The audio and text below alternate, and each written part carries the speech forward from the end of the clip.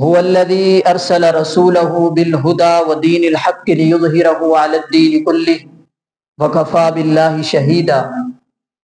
وقال النبي صلى الله عليه وسلم أحب الأعمال إلى الله أدومها وإن قل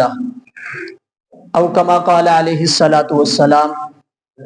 صدق اللہ العظیم وصدق رسولہ النبی الکریم ونحن على ذلك لمن الشاہدین والشاکرین والحمد للہ رب العالمین۔ سوز دل چاہیے چشم نم چاہیے،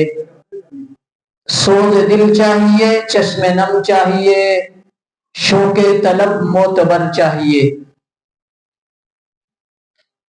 اور ایک شاعر نے نئے اشعار اپنے آقا کی مدح میں کہے ہیں کہ ہمارے آقا کا مقام اور مرتبہ کیا ہے کہ سراپا اجالا ہمارا نبی، رحمت حق تعالی ہمارا نبی، جس کا کونین میں کوئی نہیں ہے ثانی، ہے وہ جگ سے نرالا ہمارا نبی۔ آب کوثر پئیں گے تو صرف اس لیے ہم کو دے گا پیالہ ہمارا نبی، جس کی نسبت سے ہو جائیں گے پار ہم، ہے وہ سچا حوالہ ہمارا نبی۔ آمنہ کا دلارا سب کی آنکھوں کا تارا ہمارا نبی، ہے آسمان کے تارے سارے نبی، چاند سارے کا سارا ہمارا نبی۔ کوئی نبی نہ قیامت تلک آئے گا، یہ جملہ آپ بھی کہیں میرے ساتھ، یہ ختم نبوت کے، کوئی نبی نہ قیامت تلک آئے گا، کوئی نبی نہ قیامت تلک آئے گا، اب قیامت تلک ہے ہمارا نبی۔ انبیاء کی کہانی ختم ہو گئی، آخری ہے شمارہ ہمارا نبی،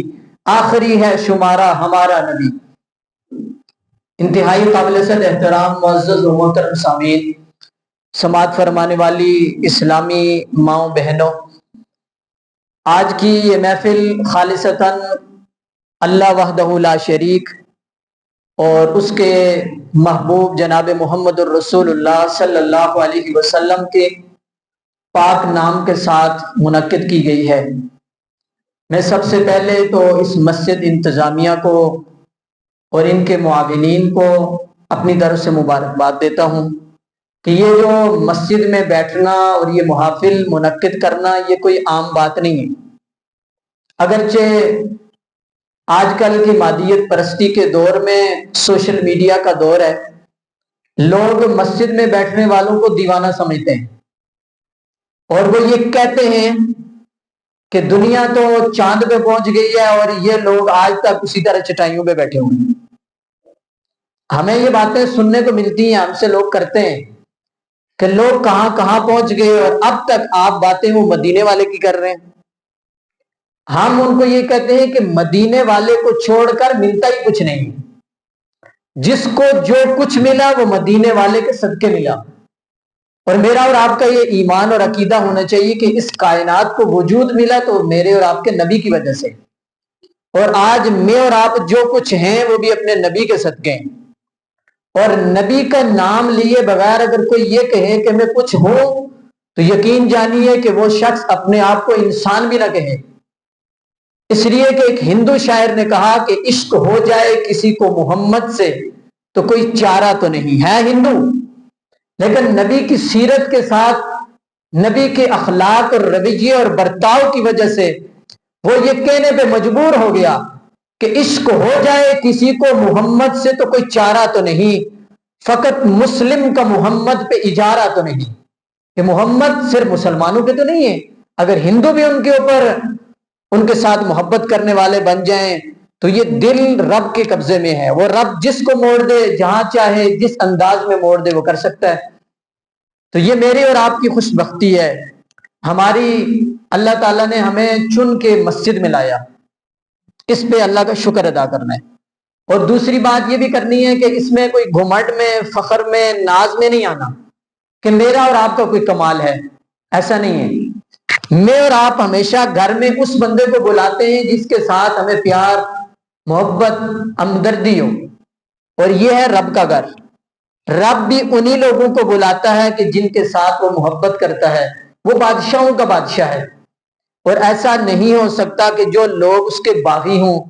جو لوگ اس کے راستے میں چلنا نہ چاہتے ہوں، رکاوٹیں ڈالنے والے ہوں، ان کو وہ یکدم اٹھا کے لے آئے، ایسا بھی نہیں ہوتا۔ لیکن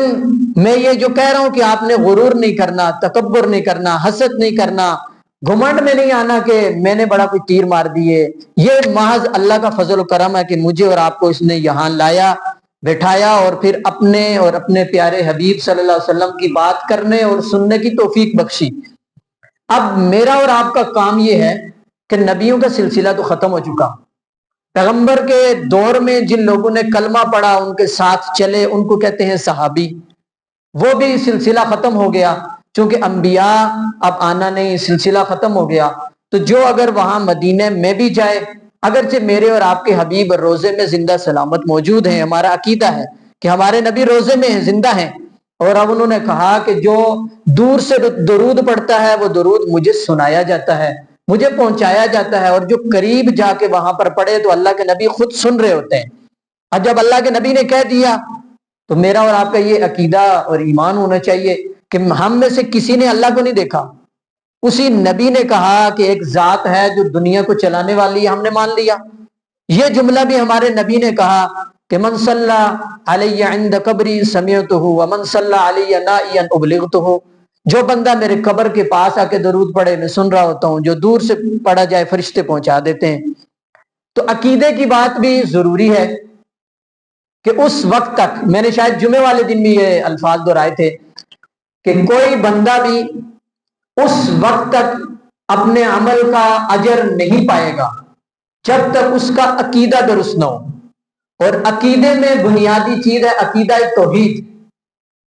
کہ اگر ایک بندہ یہ کہے کہ میں اپنے نبی کو آخری نبی مانتا ہوں، میں نبی کی ایک ایک ادا پہ مرنے اور مٹنے کے لیے تیار ہوں، لیکن میں اللہ کو نہیں مانتا، تو اس کا عقیدہ رسالت کچھ کام نہیں آئے گا۔ اور ایک بندہ اگر یہ کہے کہ میں آخرت کو بھی مانتا ہوں، قرآن کو بھی مانتا ہوں، فرشتوں کو بھی